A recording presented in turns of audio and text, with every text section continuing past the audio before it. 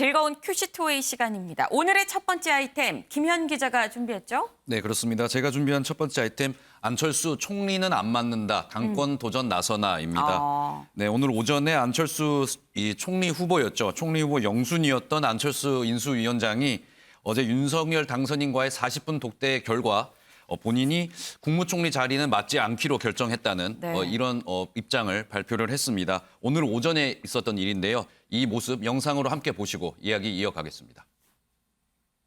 인수위원장에서 다음 정부에 대한 청사진 좋은 그림 방향을 그렇게 그려드린 다음에 직접 내각에 참여하지는 않는 것이 오히려 더 부담을 덜어드리는 것이겠다. 그것이 당선인의 생각하시는 그런 전체적인 국정 운영 방향을 잡는데 더 도움이 되겠다는 그런 판단을 하게 됐습니다.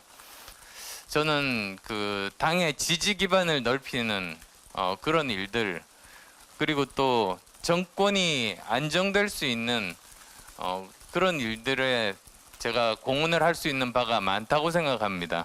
그래서 그런 일들을 하고자 생각합니다.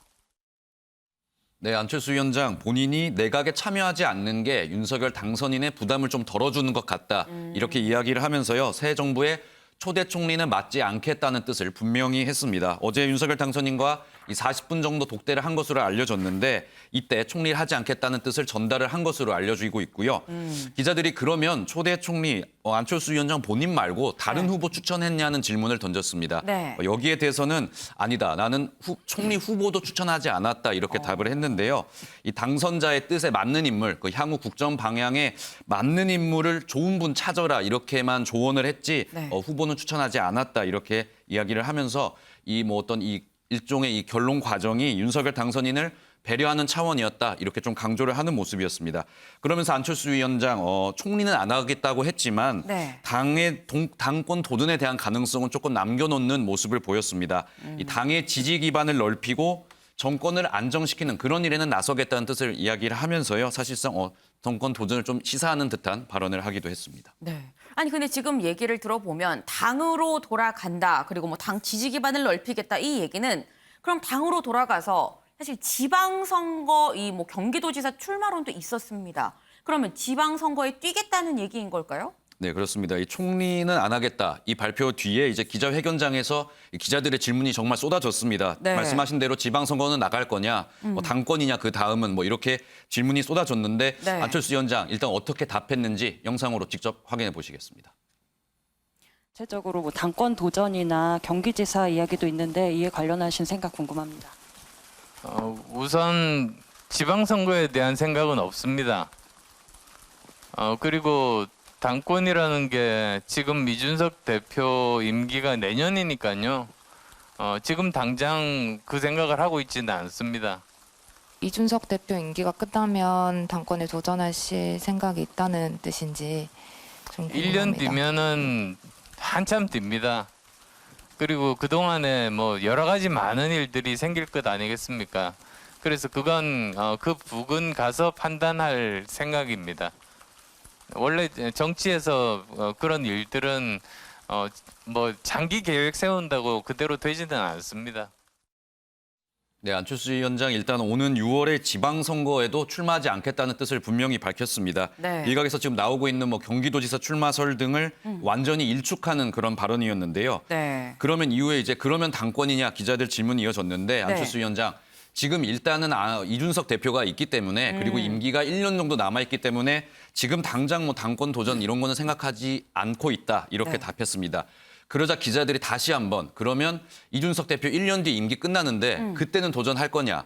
재차 질문을 했는데요. 안철수 위원장 그거는 그때 가서 생각하고 판단해 보겠다. 이렇게 답을 좀 보류하는 모습도 보였습니다. 하지만 여전히 끝까지 거절하거나 어떤 거부의 의사는 밝히지 않으면서요. 당권 도전 의사는 가능성은 열어놓는 모습 보였습니다. 일단 좀 차근차근 좀 짚어보겠습니다. 윤영걸 대표님. 일단은 나는 총리직을 맡지 않겠다라고 확실하게 지금 얘기를 했습니다. 그런데 이 윤석열 당선인이랑 이 단일화 국면에서 분명히 내가 행정 경험이 좀 부족하다. 행정 경험을 좀 해보려고 한다라고 얘기를 했었거든요. 그런데 왜 거절한 걸까요? 더 큰 거를 보는 거죠. 예, 지난 3일 날 네. 대선 직전에 단일화 발표할 때만 해도 나는 행정 경험이 없다. 네. 뭐 총리나 뭐 부총리 정도 맡을 거를 뭐 시사하는 발언을 했어요. 네. 근데 오늘 총리 안 하겠다, 내각에 참여 안 하겠다. 이 얘기는 명분하고 실속하고 저울질하다가 명분보다는 실속을 택한 거다. 저는 이렇게 봅니다. 안철수 그 인수위원장이 그동안에 대권 3번 도전했거든요. 네. 2012년, 17년, 22년. 다음 대선을 보는 거죠. 다음 대선을 위해서는 총리를 하는 게 유리할까, 안 하는 게 유리할까. 네. 두 가지를 놓고 계속 견주다가 안 하는 게 유리하다 이렇게 결론을 내린 것 같습니다. 그래서 안철수 인수위원장이 정치를 참여한 지 한 10여 년 되니까 네. 정치 보는 판이 좀 시야가 좀 넓어진 거 아닌가 저는 이런 생각이 들어요. 총리가 우선은 되려면은 여소야대에서 상당한 난항이 좀 예상됩니다. 국회 통과가. 네. 또 백지 신탁, 안랩 주식의 92.9% 1,839억 원을 백지 신탁 맡겨놔야 돼요. 네. 처분할 수도 있어요, 거기서. 네네. 이 기관에서. 그러니까 경영권이 바뀔 수도 있는 그건 불안감이 있는 거죠. 그리고 총리를 한다고 그래서 대권 가는데 그 유리할까요? 역대 총리 중에서 대통령 된 사람이 있나요?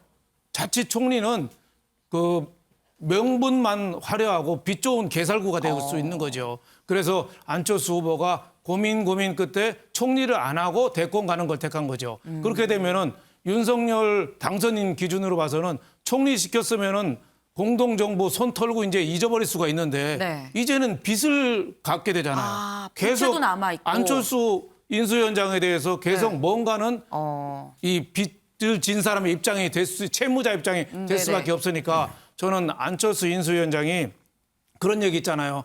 나무는 꽃을 버려야 열매를 얻고 네. 강은 강물을 버려야지 바다로 간다. 화엄경에 나오는 거거든요. 네네. 안철수 후보가 자기의 꿈인 대권을 위해서 총리직을 버렸다. 이렇게 저는 생각합니다. 지금 총리보다도 더 큰 그림, 이 차기 대선을 보고 이 총리직을 맡지 않은 거다라는 말씀을 주셨습니다. 그런데 그렇다고 한다면 유영하 교수님, 예. 지금 보면 총리직도 아니고요.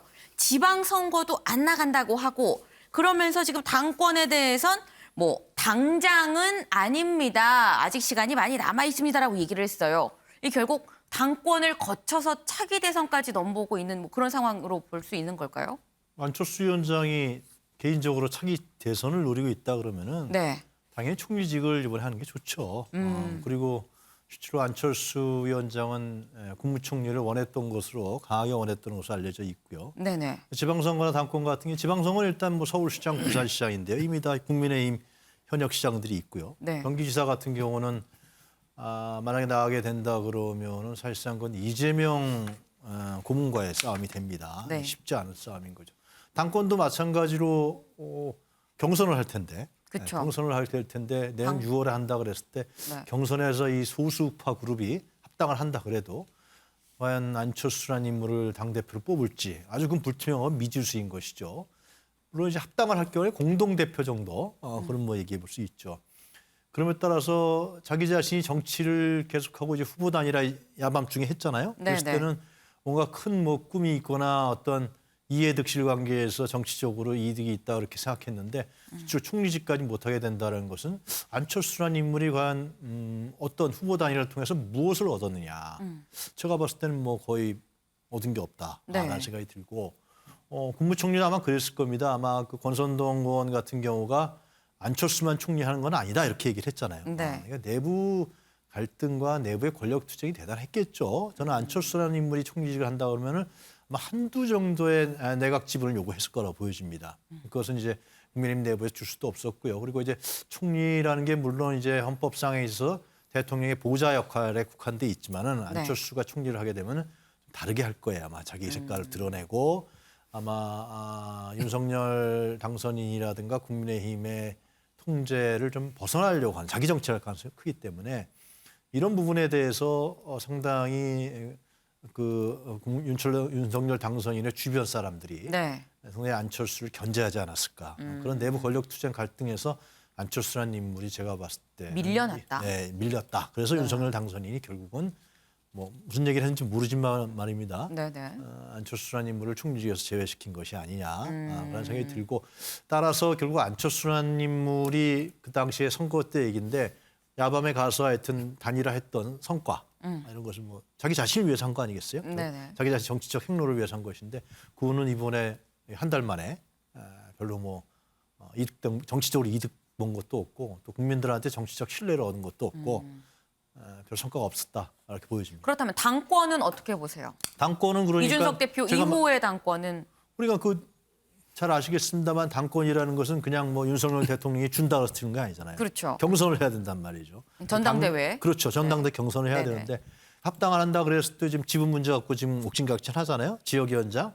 과연 지금 1년여 동안에 안철수라는 인물이 놀라운 힘을 발휘해서 기반을 확장한다. 그거 쉽지 않죠. 왜냐하면 쉽지 않다. 국민의힘이라는 것은 뭐 1, 2년 된 정당도 아니고 오랫동안 그 안에의 세력 분포와 정파 분포 이런 부분들이 널리 돼 있고 그것이 그대로 또 사실상 차기 정부로 넘어가는 부분이기 때문에 글쎄 안철수라는 인물이 모르겠어요. 저는 이제 할 수 있는 거라면 이제 합당을 했을 때 공동대표 정도 수준 그거는 좀 얘기해 볼 수 있겠죠. 네. 그 정도 수준인 것이지 더 이상 정치적으로 안철수라는 인물이 약진할 수 있는 그런 부분들은 모르겠죠. 혼자서 이제 어떤 뭐 돌파구를 만들지는 모르겠습니다. 현재 상태로 봤을 때는 총리직을 안 한다는 것은 현재 상당히 난항에 부딪혔다 이렇게 생각합니다. 네, 지금 이 안철수 위원장이 총리직을 맡지 않은 거는 뭐 밀려났을 수 있다라는 말씀을 지금 주셨습니다. 그리고 당권도 사실 현실적으로 쉽지 않다라는 말씀을 주셨는데 안철수 위원장이 오늘 결심을 발표하기 전에 어제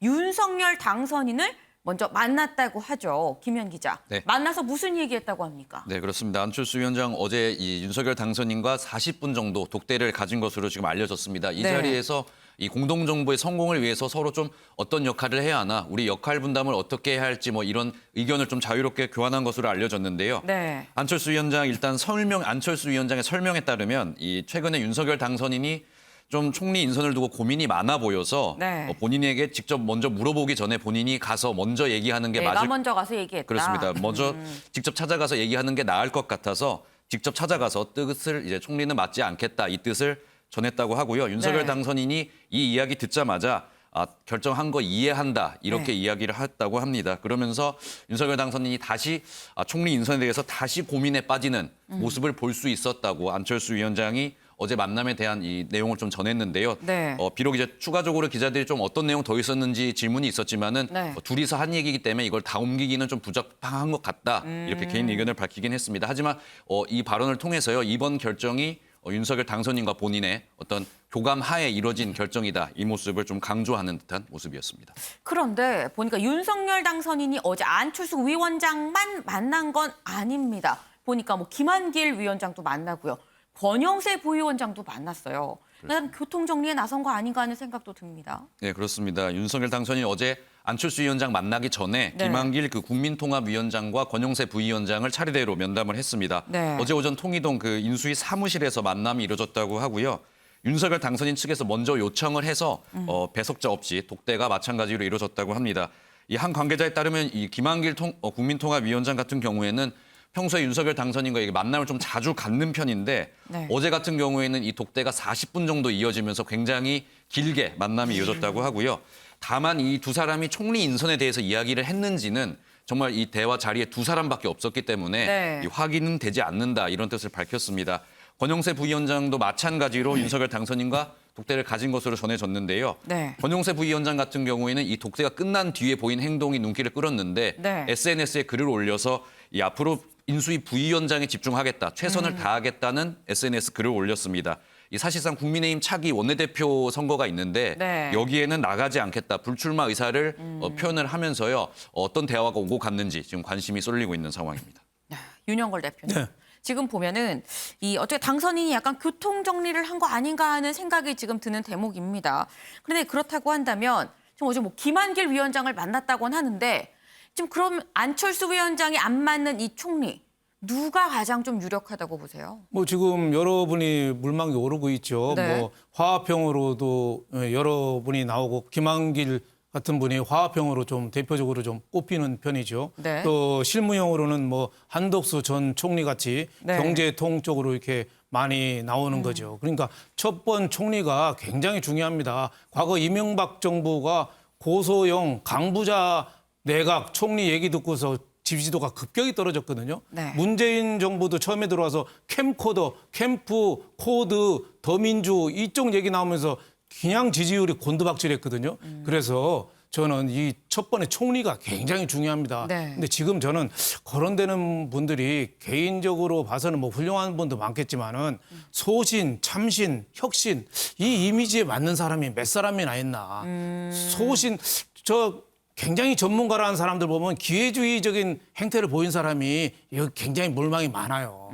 주로 광화문에 사무실 두고 항상 청와대만 쳐다보고 언론의 하마평에 좀 나 좀 넣어달라고 조르는 사람들이 이번에 많이 들어갔어요. 실명은 언급 안 하셨지만 실명 굉장히 센 제가 언급을 발언입니다. 안 하겠습니다만 네. 그런 분들이 이번에도 쭉 많은데 네. 왜 소신, 참신, 혁신 이런 이미지가 없나. 이번에 저는 너무 오래된 낡은 이미지보다는 네. 40대, 50대에서 좀 총리 좀 찾아볼 수 없을까. 아, 젊은 피. 그렇죠. 대통령이 이제 60 초반이잖아요. 그러니까 네. 한 40대 민주당에서도 예전에도 86세대 나가라 했는데 네. 86세대가 한 60 전후 나이거든요. 그분들보다 좀 밑에 있는 연령도 충분히 고려할 만한데 뭐 개인적으로 보면 다들 훌륭합니다. 뭐 김항식 전 총리도 물망에 나오고 윤증현 부총리, 네. 뭐 임종영 금감위원장 이런 분도 훌륭한 분이죠. 그래서 많은 분들이 나오고 있는데 제가 보기에는 좀 더 새로운 시각에서 총리를 좀 찾아보면 어떨까. 저는 감히 좀 이런 생각을 좀 해봤습니다. 혹시 젊은 피 4050 중에서 딱 떠오르는 이름이 있으신 걸까요? 뭐 딱 떠오르는 건 없습니다만은 일단 어느- 찾아는 봐라. 그렇죠. 좀 찾아는 보고 그러니까 어느 정도 경륜도 있고 네. 좀 내각을 통솔할 수 있는 그런 좀 덕망도 있고 이런 사람이 좀 쉽지는 않아요. 쉽지는 않지만 저는 얼마든지 좀 모험을 하더라도 네. 발탁을 좀 해볼 수 있지 않느냐 저는 이런 생각을 좀 해봤습니다. 네. 좀 오늘도 또 명언이 나왔습니다. 이 삼신, 소신, 참신, 혁신. 이 삼신을 좀 갖춘 젊은 피가 좀 필요하지 않겠느냐라는 말씀을 주셨는데 유용화 교수님. 네. 지금 어제 윤당선인이 만난 걸 좀 보니까 권영세 부위원장의 경우에는 윤당선이 만난 다음에 이 본인 SNS에 아니 나는 원내대표 선거 안 나갑니다. 이 직접 올렸어요. 네. 그렇다고 한다면 윤석열 당선인이 국민의힘의 차기 원내대표 이 선거에도 어느 정도 좀 이 의중을 갖고 정리를 한 거 아니겠느냐라는 생각이 들거든요. 뭐 어떻게 보세요? 그렇죠. 이게 대통령 권력이라는 것은 막강하기 때문에 네. 실제로 지금 뭐 아직 그 대통령 취임을 안 했잖아요. 그렇게 네. 되면 당 내부도 좀 정리할 필요성이 있겠죠. 그것은 이제 윤석열이라는 인물 중심으로 당의 내부 권력 관계를 정리하고 싶을 거예요. 네. 그런 부분들이 있기 때문에 권영수 의원하고 어떤 얘기를 했는지 모르지만 하여튼 차기 원내대표에 대해서 윤석열 당선이 점 찍어놓은 사람이 있을 수도 있는 거고 그 주변의 측근들이 했을 수도 있는 것이죠. 근데 이제 그 총리 문제는 저는 안철수라는 인물이 총리하는 게 좋았다고 봐요. 왜냐하면 그건 좀 독자적인 정치 행보를 해왔잖아요. 그러니까 이 윤석열 당선인이 이제 25만 표 차로 이겼기 때문에 뭔가 좀 중도 세력이라든가 물론 안철수라는 인물이 중간에 상당히 그 단일화 과정에서 국민적 신뢰를 잃었지만 그래도 좀 내세우면은 좀가 좀 다른 측면이 있기 때문에 국민의힘에서 나온 사람보다도 하여튼 뭐 그건 어떻게 됐는지 하여튼 저는 추측만 할 뿐이고 네, 네. 그다음에 이제 한덕수 전 총리 같은 경우는 이제 연배가 상당히 있으신 분이에요. 그렇기 때문에 실제로 만약 총리를 맡게 된다 그러면은 자기 역할보다도 그냥 그 정부에서 하라는 어떤 그런 룰대로 아마 네. 가실 물론 경제에 대해서는 밝으시다고 하지만 그럴 가능성이 크다라는 생각이 들고 그다음에 이제 민주당에서 건너간 지금 이제 김한길, 박주선 네. 이 두 분인데 저는 김한길 그 위원장 같은 경우는 상당히 좀 다른 역할이 맡을 수도 있다. 물론 이제 이 헌법상에서 총리의 역할은 대통령을 보좌한다고 돼 있습니다. 물론 추천권을 갖고 있지만 사실상 역대 총리에서 책임 총리라고 할지라도 총리는 대통령이 보좌하는 역할이기 때문에 대통령실에서 대통령 비서실에서 내놓은 정책이라든가 국정 운영 방향 이런 부분에서 따라가게 될 수밖에 없거든요. 네. 그러면 이제 김한길이라는 인물은 뭘 할 것이냐 봤을 때 우리가 기억하실 겁니다. 그 새시대 준비위원회인가 했었잖아요. 네. 선거 때. 그러다가 이제 국민의힘에서 이거 정계 개편하고 새로운 당 만들려고 하는 거 아니야? 그러니까 해산했단 말이죠. 그래서 그런 측면에서 봤을 때 아마 김한길 위원장을 등용한다는 것은 향후에 있을 정계 개편의 문제 이러한 임무. 박주선 위원장도 호남 출신이니까 이게 지금 현재 구도로는 여서야대 구도로는 사실상 국정 운영하기가 상당히 어렵습니다. 역대 성격을 봤을 때도 그런 측면에서 아마 김한길, 박주선 위원장을 총리로 하게 된다면 그런 임무 속에서 하게 될 가능성이 있다 그렇게 보여집니다. 네, 이제 국민의힘 원내대표 선거에 대해서 좀 여쭤봤는데 총리에 대해서 그래요? 이 의견을 많이 좀 주셨어요. 좀 얘기를 좀 넘어가 보도록 하겠습니다. 윤석열 당선인 이제 어제 교통 정리를 한 것 같다라고 말씀을 드렸는데 오늘은 좀 굉장히 몸으로 좀 바쁘게 움직이고 있는 것 같아요, 김현 기자. 그렇습니다. 윤석열 당선인은 오늘 오전에는 명동성당을 찾았습니다. 여기서 이 정순택 대주교와 차담회를 가졌는데요. 윤석열 후보 이 후보 시절에 명동성당을 찾았었는데 그때 이후로 약 50일 만에 재방문을 했습니다. 윤석열 당선인이 이 차담회에 이어서는 명동성당 안에 있는 이 무료 급식소로 이동을 해서요. 네. 여기서 배식 봉사 활동에 나섰다고 합니다. 윤석열 당선인의 이야기 직접 들어보겠습니다.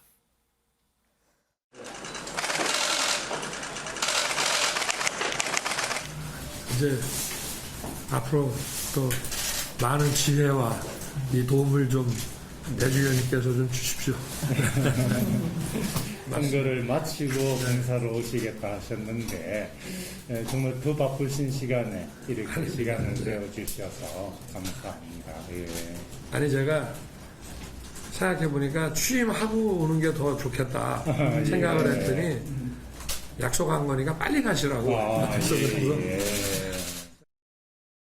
네, 윤석열 당선인 이제는 당선인 신분으로 명동성당을 찾아서요. 저렇게 덕담을 나누는 모습이었습니다. 네. 당선인 평소에 넥타이 정장 차림이지만 오늘은 네. 조금 저렇게 푸른 셔츠의 셔츠 차림으로요. 좀 편안한 모습으로 명동성당을 찾았고 그 이후에는 이제 자리를 옮겨서 배식 봉사 활동을 했는데 자신의 좀 경험을 살려서요. 본인이 네. 평소에도 1년에 한 번 정도는 이 급식 봉사 활동을 하는데 네. 한 2시간 정도 하면 정말 힘들더라 이야기를 했습니다. 그리고 저 자리에서는 저렇게 좀 두건도 쓰고요. 앞치마도 네. 두르고 좀 활동적인 모습을 보여줬습니다. 김은혜 대변인 오늘 일정에 대해서는 네. 윤석열 당선인이 이 선거 끝나고 다시 찾아가겠다 이 약속을 했는데 이 약속을 지키는 차원에서 일정을 잡았다고 이야기를 했고요. 윤석열 당선인 앞으로도 이렇게 이 약속을 지키는 다시 찾는 행보를 이어가겠다고 설명했습니다. 네. 윤 당선인이 배식 봉사를 하는 동안 안철수 위원장은 여성 단체를 만났습니다. 그렇습니다. 이번 사실 정부 조직 개편에서 가장 좀 화두가 되고 있는 게 여성가족부 폐지 아니겠습니까? 그렇죠. 하지만 여성가족부 실제로 폐지될 경우에 이 여성계와 여성 유권자들의 반발이 예상이 되고 있기 때문에 안철수 위원장이 직접 저렇게 여성단체를 만나러 나섰습니다. 여성단체들이 지금도 굉장히 강력하게 이 여성가족부 폐지 공약에 대해서 네. 반대 입장을 내고 있기 때문에 안철수 위원장 직접 만나서 이견을 적극적으로 수렴한 뒤에 이 조직 개편 방안을 확정하겠다 이런 방침을 밝혔는데요. 지금도 이 단담에 이어지고 있는 것으로 보이는데 이견이 지금 양쪽이 너무 크게 갈리기 때문에 저 회동은 비공개로 지금 진행이 되고 있습니다. 아무래도 오늘 이 간담회가 여성가족부 폐지라는 공약 이행을 위한 첫 시험대가 되지 않을까 하는 전망이 나오고 있습니다. 네. 윤영걸 대표님. 네. 이 사실 안철수 위원장이 향후에 무슨 행보를 하게 될지 모릅니다만 아무튼 뭘 하더라도 일단 인수위원장으로서 좀 성과가 딱 분명하게 드러나야 다음 차기 행보에 좀 힘이 실리지 않겠습니까? 그렇죠. 인수위원회가 그만큼 중요합니다. 인수위원회가 새 정부가 어떤 방향으로 갈지 이 방향키를 잡는 역할을 하는 거예요. 네. 그러니까 어떤 방향을 잡는가에 따라서 새 정부 가는 방향이 정해지기 때문에 굉장히 좀 중요한 역할이다 이렇게 볼 수 있겠고 또 자칫 보고서를 위한 보고서, 인수위를 위한 인수위는 아무 소용이 없습니다. 예를 들면 A4 용지로 사람 키만큼 자료를 각 장관한테 나중에 갖다 줄 텐데 그거 새로운 장관이 읽어볼 시간이 있겠어요? 그러니까 바로 적용될 그런 안을 내놔야죠. 그리고 또 하나 저 강조하고 싶은 게 네. 여성가족부 정부 조직 개편 이거는 공무원들의 일이지 우리 국민들한테는 중요한 게 더 많습니다. 여성가족부의 여성 인권에 관한 문제하고 저출산 문제, 가족에 관한 문제를 얼만큼 더 잘하는 게 중요하지 여성가족부를 폐지하느냐 어떻게 변경하느냐 이게 뭐가 중요해요. 껍데기는 중요하지 않다. 이거는 공무원들이 자리 싸움하는 거예요. 통상 업무를 외교부로 가느냐 통상자원부로 가느냐 이건 공무원들 일이에요. 그러니까 그런 것보다도 실질적으로 여성가족 역할을 어떻게 더 중요하게 할 수 있느냐 통상 역할을 어디가 더 중요하게 잘할 수 있느냐 해야지 부처 싸움, 공무원 싸움에 매몰돼 가지고는 하는 일 하나도 없이 부서수에만 휘말리게 된다 이런 말씀을 드리고 싶습니다. 네.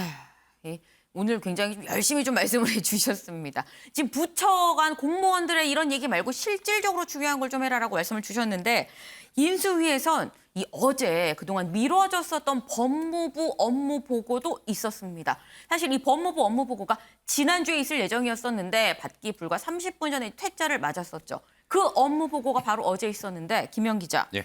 이 보니까 법무부가 이 박범계 법무장관이랑 좀 다른 얘기를 했다고요. 그렇습니다. 말씀하신 대로 이 최근의 양측 갈등 때문에 어제 법무 네. 보고가 굉장히 주목이 됐는데요. 일단 법무부에는 이 법무부 장관의 수사지휘권 폐지, 이 윤석열 당선인의 공약 취지에 이 공감한다는 입장을 좀 내놓으면서요. 한 발 물러서는 듯한 모습을 보여주고 있습니다. 이 법무부 장관의 수사지휘권 때문에 이 검찰 독립성과 중립성이 훼손됐다는 이 지적에 대해서 공감의 뜻을 나타낸 건데요. 네. 인수위도 업무부 보고 받고 난 뒤에 법무부가 당선인 공약 취지에 공감의 뜻을 나타냈다면서 그런 설명을 했고요. 네. 장관의 수사지휘권 폐지, 이 공약에 대해서 법무부가 지금 찬반 입장을 밝히지는 않았지만 네. 만약에 정부가 바뀌어서 이게 법률 개정이 들어가면은 여기에는 적극적으로 참여하겠다 이런 입장을 밝혔다면서 이 어떤 협조적인 좀 이야기가 있었음을 설명을 했습니다. 그리고 오늘 이 공수처의 네. 업무 보고가 이어졌는데요. 이 조금 전에 나온 소식인데 이 공수처의 업무 보고도 비슷한 형식으로 진행이 된 것 같습니다. 네. 인수위가 이제 공수처의 이 어떤 인사 중립성에 대해서 비판적인 입장을 계산을 했는데 네. 공수처가 이 인수위의 지적에 대해서 공수처가 공감하는 뜻을 밝혔다고 합니다. 그리고 한 가지 더 눈길이 가는 부분이요. 네. 인수위가 이 김진욱 공수처장에 대한 이 거취를 좀 네. 표명을 요구를 하는 브리핑을 해서 지금 네. 논란이 되고 있습니다. 인수위가 공수처를 향해서 지금 공수처를 향한 국민 신뢰가 바닥 수준이다. 그리고 김진욱 공수처장의 거취에 대해서 이야기하는 국민 여론이 있다. 이 내용을 네. 인수위가 공수처에 전달을 했는데 네. 이 내용이 브리핑 되면서 공개적으로 전달이 된 상황입니다. 네. 아직까지 김진욱 공수처장의 공식적인 입장은 나오지 않은 상황인데요. 네. 새로운 내용이 나오는 대로 저희가 전해드리도록 하겠습니다. 유용화 교수님. 네. 지금 보면은 이 조금 전에 나온 소식입니다. 인수위에서 이 공수처의 김진욱 공수처장의 거취 표명을 요구를 했다라는 건데 사실 이 앞서서 김호수 검찰총장의 거취 표명 요구도 논란이 있었었어요. 근데 네. 그때는 아무 직함은 없죠. 윤핵관이란 이 앞에 이것만 붙어 있는 권성동 의원이 말을 했었는데 이번엔 인수위가 지금 이 김진욱 공수처장의 거취 표명을 요구를 했는데 어떻게 보세요? 공식적으로 한 거죠. 그러니까. 네, 그렇죠. 전에 그 김호수 총장 같은 경우는 권선동 의원이 라디오에 나가서 네. 얘기를 한 것이고 좀 차원이 다른 것 같은데 검찰총장도 임기가 2년 아닙니까? 네. 그 공수처장도 임기가 3년입니다. 그럼 법률에 보장되어 있는 것이고 지금 한 1년 정도 지났을 거예요. 그래서 이 공수처장 추천위원회에서 두 사람을 두 배수로 올려서 대통령이 임명하는 그래서 공수처라는 게 이게 행정부처가 아니거든요. 그러니까 인수위원회에 와서 보고하고 그러는 게 아니란 말이죠. 보고할 수도 있겠지만은 그러나 그거는 무슨 법무부라든가 국방부하고는 다르다, 차원이 다르다를 인수위에서 좀 정확히 파악할 필요가 있다라는 생각이 네. 들고 물론 공수처가 이 역할을 제대로 못했다라는 비판의 측면이 있지만 지금 네. 1년 됐고 이제 인력이라든가 예산 이런 부분들이 제대로 배정되지 않은 측면도 분명히 존재하거든요. 그렇다 그러면은 공수처라는 것이 이제 검찰의 어떤 그 과도한 권력을 제어하기 위해서 견제하기 위해서 검사를 누가 수사할 겁니까? 검사를 수사하고 검사뿐만이 아니라 고위직에 있는 어떤 맨날 항상 그것 때문에 정치권이 문제가 되잖아요. 고위직 뭐 비리나 부정부패가 났을 때 네. 어디서 수사하느냐, 검찰에서 하면 정치 검찰이다, 특검하자. 공수처에서 그걸 하는 거거든요, 실제로. 그래서 그런 측면에서 봤을 때 공수처를 어떻게 이게 육성해서 제대로 기능을 할 수 있을 것이냐 이런 부분들에 대해서 얘기를 해야 되는 것이지 공수처장 그만둬 이러는 것은 제가 보면 인수위에서 올바른 판단이 아닌 것 같아요. 네. 일단 이 김진욱 공수처장은 아직 뭐 여기에 대해서 입장을 표명하지 않은 상태인 건데 일단 법무부 업무 보고가 이 박범계 장관이랑 좀 결이 달랐습니다. 근데 박범계 법무부 장관은 뭐라고 얘기를 했어요? 네, 그렇습니다. 박범계 장관 같은 경우에는요. 일단 기자들의 질문 받고 법무부 직원들의 입장을 이해한다. 이런 발언을 내놔서 눈길을 끌고 있습니다. 일단 개인적으로는 아직까지 법무부 장관의 수사 지휘권 필요하다면서 이 수사지휘권 폐지에는 반대하는 뜻을 이제 분명히 했는데요. 네. 그러면서도 이제 나는 5월 9일에 이제 곧 떠날 사람이고 법무부 직원들은 남아서 일을 계속 해야 하기 때문에 저런 입장을 내놓은 거 아니겠냐 네. 이렇게 좀 이해한다는 취지의 발언을 했습니다. 지금 뭐 박범계 장무부 장관을 향해서 뭐 응원의 글들도 이어지고 있고요. 과천 법무부 청사에는 법무부가 있는 이 정부 과천 청사에는 이 여러 가지 이제 화분이나 응원 글들이 이어지고 있는데 박범계 장관 오늘 출근길 질문에서 이 대장동 특검 관련된 질문도 받았습니다. 네. 이 부분에 대해서 특검이 아직 필요하다, 아직도 특검해야 한다 이렇게 개인의 뜻을 나타냈는데 네. 법무부 장관이 발동할 수 있는 이 상설특검법도 검토하고 있다 이런 발언을 내놔서 눈길을 끌었습니다. 지금 윤석열 당선인을 향한 특검법이 발의가 돼 있는 상황이기 때문에 네. 박범계 장관의 저 발언이 정치권에 다시 한번 논란을 불러일으키지 않을까 그런 예상이 나오고 있습니다. 네, 지금 이 특검이 필요하고 장관 직권도 좀 검토를 해보겠다. 이 민주당에서 일단은 이 특검법을 제출한 상황에서 지금 이런 장관 발언까지 나왔기 때문에 실제로 대장동 특검이 이 성사가 될 수 있을지도 좀 지켜봐야 될 것 같습니다.